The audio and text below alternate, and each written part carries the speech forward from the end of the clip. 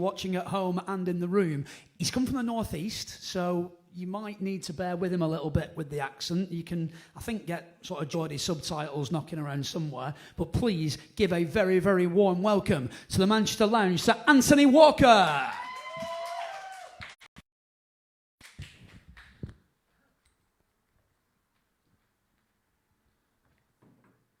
Thank you very much. Thank you very much. I'm not actually a Geordie, but whatever. Hello, my name is Ant, but I do in fact look like Dec if he was the one with the drinking problem. You guys can't see it from where you're watching at home, but I can tell you in here it is going off tonight. It's going off like a Lebanese firework factory in here. It's like, boom!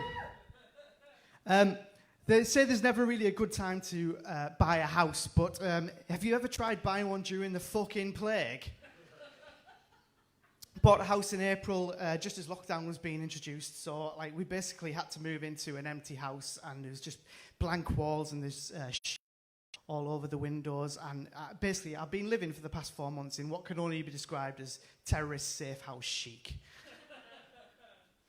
It's just been really desolate, and once lockdown eased, we could get some tradesmen in to do the jobs that we needed. So for the past couple of weeks, I've just had a litany of grumpy mank tradesmen walking towards my front door every morning. We got a plumber in, and he was like, "Oh yeah, the plumbing's fine, but I really don't like these electrics. I think you need to get them sorted." So I was like, "Oh, okay." We got an electrician in, and the electrician was like, "Oh, the electrics are fine, don't need too much to do, but I really don't like some of the woodwork and joinery in here." So I was like, "All right, fine." Got a joiner in, and the joiner came, and he was like, "Oh, yeah. No, actually, the joinery's brilliant, and I really like your architraves." And I was like, "Wow, I own a house that has architraves. Look at me now."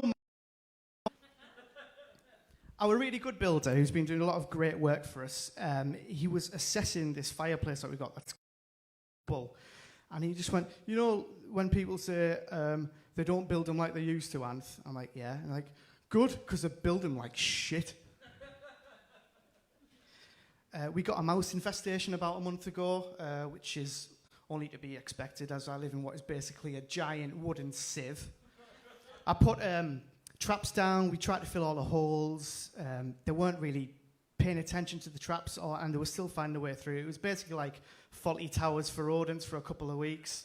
Saw one creeping towards the fridge, saw one making a sandwich with my tiger bread. I was very annoyed about that. One of them caught me having what I can only describe as a private moment of self-congratulation. I locked eyes with it. I was like, "Oh shit, I've just hashtag me too the mouse." So now I don't know whether I should buy a lawyer or a big fuck off owl. I know a lot of people are kind of like disappointed that they're missing the holidays this year, but I am not missing a fuss. I am not a good person to go on holiday with. First of all, I just think that anywhere like 100 meters within me is a pretty good place to be. I've got that kind of ego, and I travel 1,000 miles to prove that point. So I'm a nightmare to go on holiday with. I fully just accept that, and I'm sorry.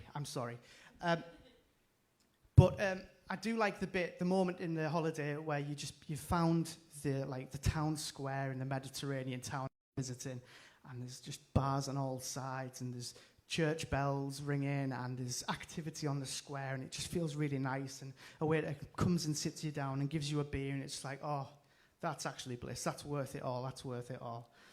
And you're just sitting there relaxing, and then the question comes from your girlfriend, doesn't it? It's, "Shall we go for a little explore?" And it's like, no, this is it. This is the place. This is the cultural centre of where we need to be for these next 2 weeks. This place has been here since the Romans, right? This square was founded before yours, okay, right? There is no unforeseen town square up this crazy little darkened alley. There's no kind of beautiful monument that has never been seen before. This is it. We're staying here, but it's her holiday too, so you've got to kind of go with us. So off you go down dark where there might be a different type of knife crime, and up steep stairs in the midday sun to God knows where, or down dusty tracks where you basically find out that's where the town's bins are and where the congregation of stray dogs live, and you're just like, "Oh, bloody hell." I do like being at the coast, though. I love being at the coast. I love the coast, but I hate the beach. I can't stand being at the beach. I get like the Dunkirk spirit when I'm on a beach. I don't fucking want to be there, right? I'm kind of like, you know, really just, I'm not the right person to be with on a beach. I just don't like being there. You know, my girlfriend would be like, do you want to frolic in the sea? No. Do you want to get an ice cream? No. Do you want a drink? No. Do you want me to put some more sun cream on you? No. Just leave me alone, please. Leave me alone. Leave me alone. This is my fault. I know this is my fault. Because, like, I'm 37 years old, and I've never, ever got sunbathing down. I've never been able to do it. Maybe it's because I'm from the northeast. I don't know. But I always just end up like I've just popped my head around at the reactor at Chernobyl just to see how things are going. Do you know what I mean?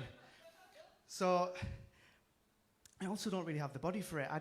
I'm not. This isn't beach body, is it? It's body washed up on beach. I mean,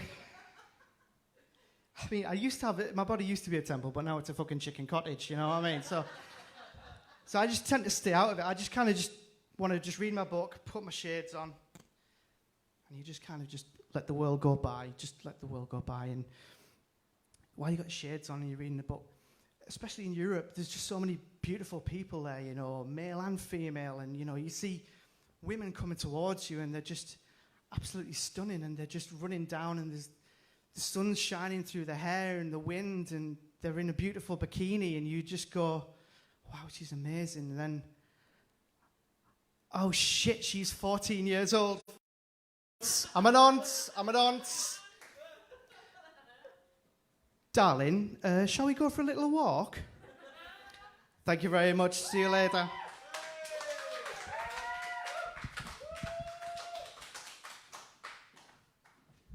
Ladies and gentlemen, Anthony Walker, let's give him a round of applause. There we go.